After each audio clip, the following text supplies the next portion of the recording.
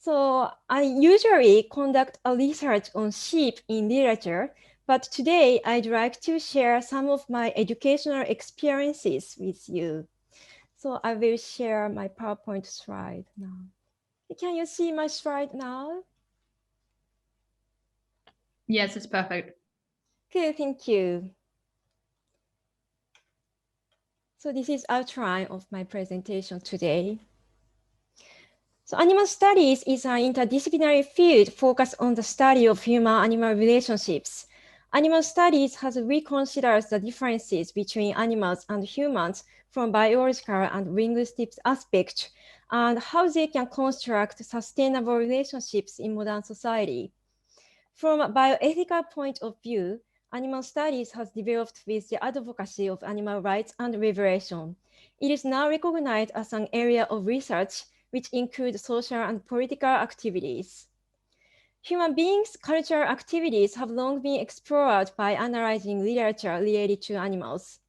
The productive results of animal studies are noteworthy in contemporary literary and cultural studies.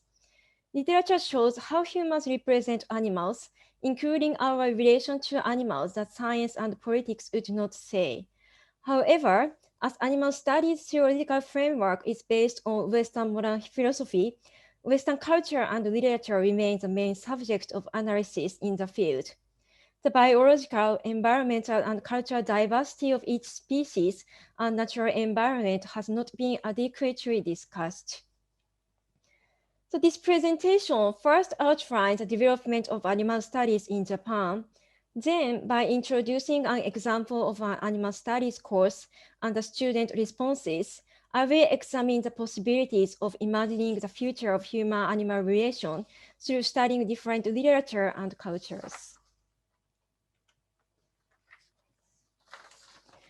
Influenced by the emerging interest in animals worldwide, Japanese academic associations gradually started to study about animals in the late 2000s.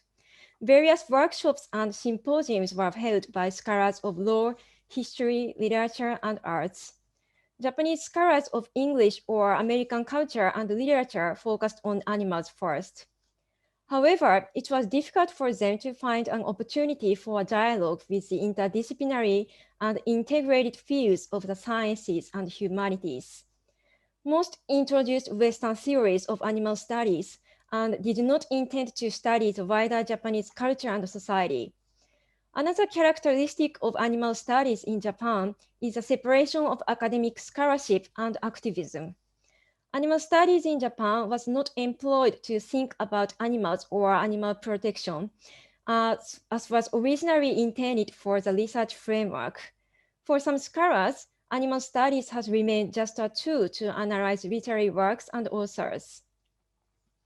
Recent literary studies in Japan started to contextualize animal studies in the country. To understand animals in the current Japanese society, it is necessary to consider both traditional religion and the knowledge acquired through the process of modernization. Though 80% of the nation's population is atheist, most families belong to a Buddhist temple. Food culture in Japan also reflects traditional and modern cultures. Until the middle of the 19th century, when the country opened itself to the world, eating meat was officially banned. After that, the government forced citizens to eat meat for extra nutrition to compete with Western militaries.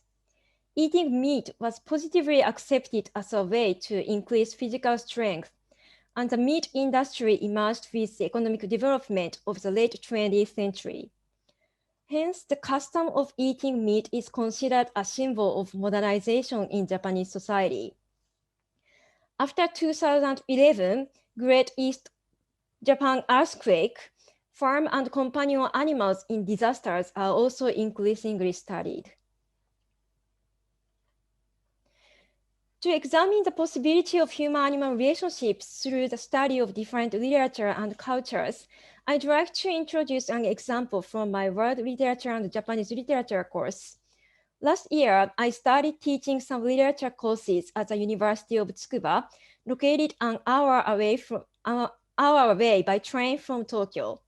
This is a list of the undergraduate and graduate courses I taught in 2020. And in this presentation, I will talk about an undergraduate course at the College of Japanese Language and Culture. So this is the general information of the course from the syllabus. So I used Japanese to teach the course. There are 73 students, including 6 international students from China, Hong Kong, Taiwan, South Korea, and Vietnam. So students came from many colleges, including Japanese language and culture, comparative culture, humanities, social sciences, policy and planning sciences, art and design, and agrobiological resources sciences. The course started in April last year, just after the pandemic occurred, so the courses are offered online.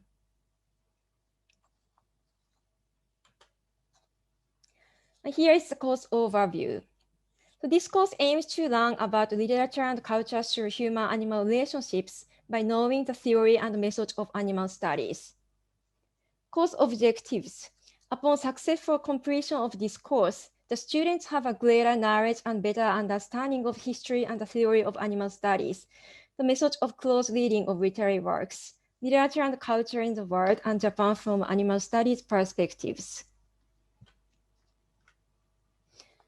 And students are required to read the text and write response papers on a learning management system every week. And as a final paper, they wrote a fiction on one topic of animals in the form of metafiction or using intertextuality, because we learned this from James Coetzee's novel. And here is the class schedule. In the class, students read literary text to understand different human cultures in relation to animals. Using Peter Singer's Animal Revelation, James Coetzee's Lives of Animals, and Franz Kafka's A Report to Academy, students study the concept of animal welfare, animal rights, captivity, and its history and cultures. The course also includes more localized Japanese texts, such as Miyazawa Kenji's novels from the 1930s and literature and documentary film produced after the 2011 Great East Japan earthquake. So I will share some of quotations from the text and the students' comments. Because this was the first time I have taught a course about literature and animals, I didn't know how the students would respond to the text. It was both exciting and a little bit concerning to read their response papers each week, but the students were positive about the importance of studying animals by reading literary texts from different cultures. So after reading Peter Singer in the first week of the class, we read The Philosophers and the Animals and the Poets and Animals chapters of the James Coetzee's novel. Many students thought it was difficult to understand the discussion on animals in the text. This was partly because they are not familiar with the philosophical and literary background described in the story, including Aristotle, Descartes, and James Joyce. One student said about the difficulty, "When I think about why I found it difficult to read this text, I realize that I try to see the life of animals only from human standards, such as reason, philosophy, and science." So those comments are translated from Japanese into English. So his response was to a character, Elizabeth Costell's resistance of the Western discourse in the story. So here is a quote. "Yet although I see the best way to win acceptance from this round gathering would be for me to join myself like a tributary stream running into a great river to the great Western discourse of man versus beast, of reason versus unreason, something in me resists, foreseeing in that step the concession of the entire battle." Unquote. When reading the lives of animals, we discuss the role of literature in thinking about animals. When Costell mentions the death camps in her speech, she points out that the horror is that the killers refuse to think of themselves in the victims' places. quote, there is no limit to the extent to which we can think ourselves into the being of another. There are no bounds to the sympathetic imagination. Quote.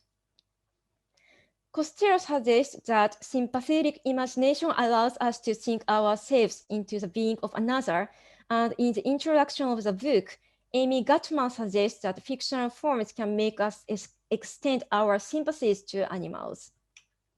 So this is introduction by Amy Gutman.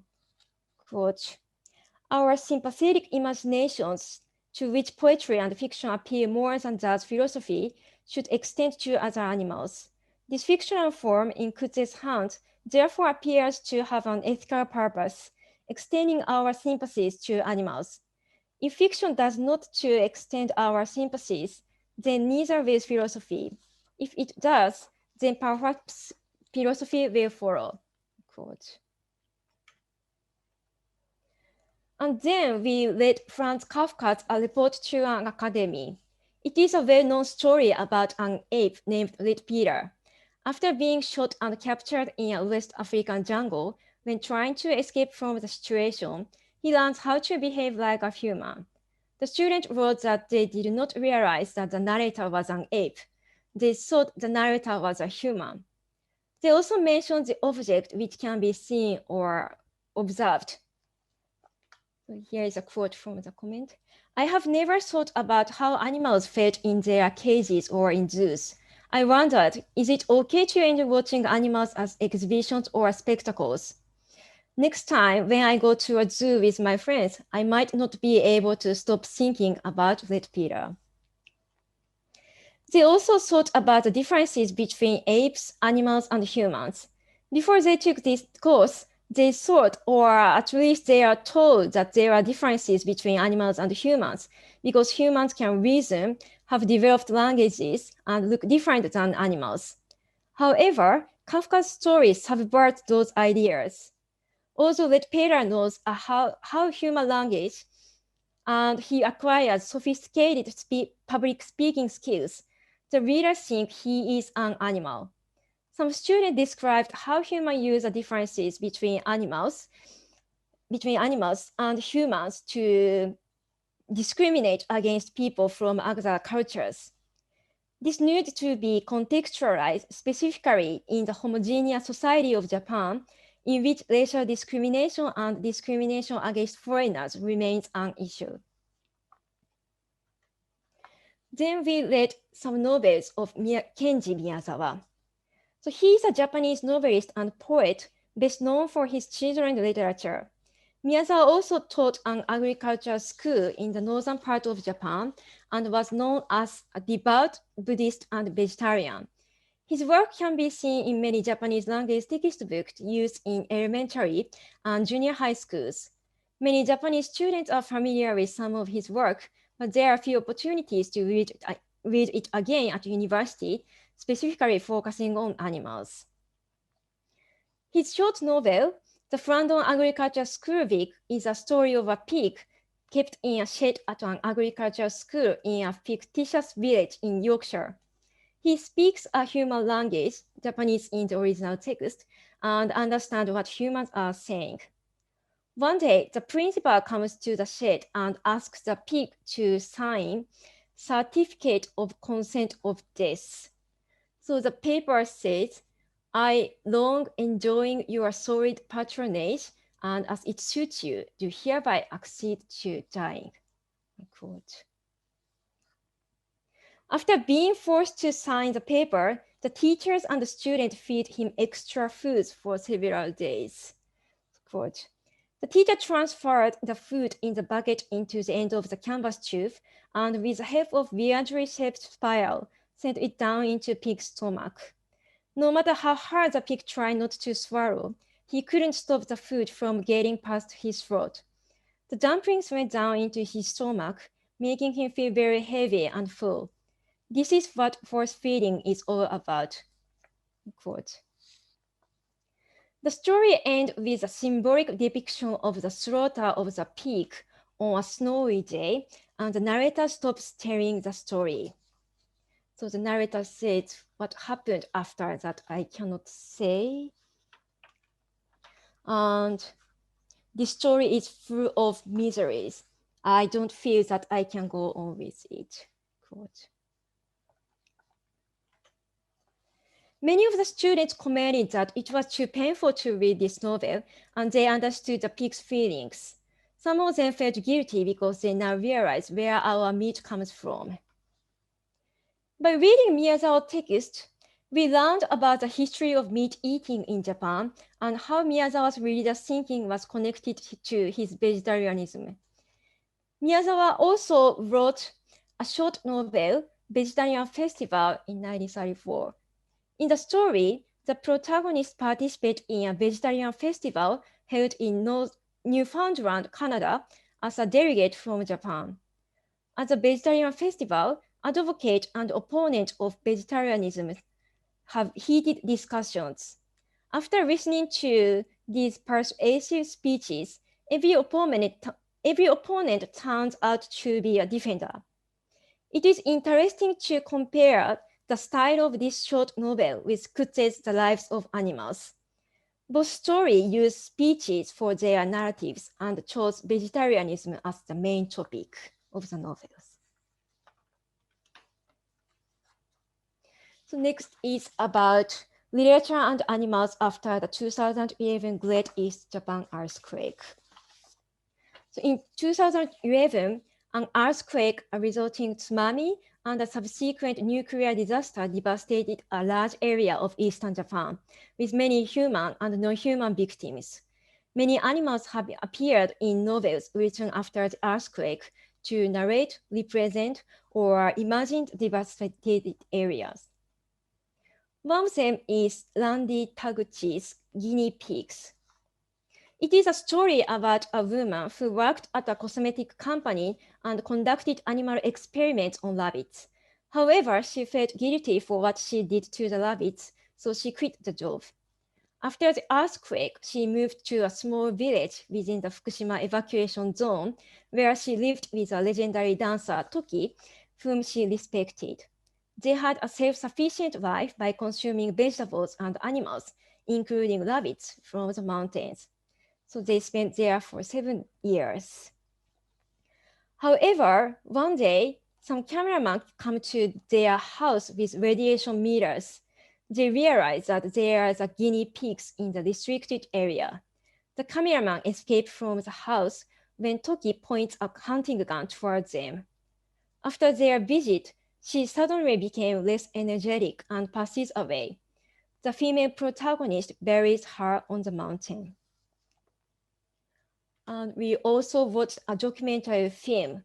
So this is a movie focusing on the non-human animals and humans who suffered from the disaster. It describes the experience of the couple who lost their dog in the tsunami, a man who survived the tsunami and formed a family with a stray cat, and the farm animals and farmers left behind after the Fukushima nuclear accident. And the student commented like this. So after reading the text and watching the movie, I found that there was no opportunity for the student to talk about the earthquake in their university classes. It is considered a kind of taboo to deal with the topic because the students experienced the disaster when they were children and still suffer from the trauma. However, they need a chance to look back on the incident from a different point of view and to better understand modern Japanese society, the environment, and technology after 2011.